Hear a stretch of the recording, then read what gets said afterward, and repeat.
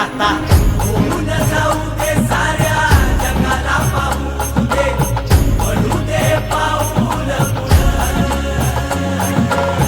सरी काट पाया खाली लाकड्याला येऊ दे पडू दे पाऊल मोठी लढाई र लढू मातीसाठी र गड्या मनगटाचं जोर लावून